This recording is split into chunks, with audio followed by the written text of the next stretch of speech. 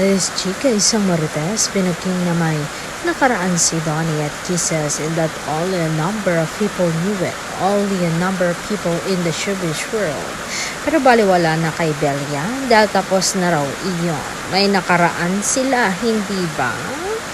Yan ang hirit ng isang showbiz insider. Showbiz revealed, ang alam ko yung tipong naudlot or naging sila or papunta na doon bago maging sila, naudlok lang.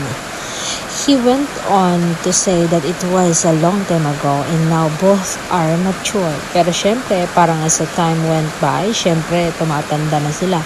Kaya kinalimutan na nila yan. Pang teenager yun nung araw. Ngayon, ano na sila? Mature na sila. Masyado. Showbiz explained.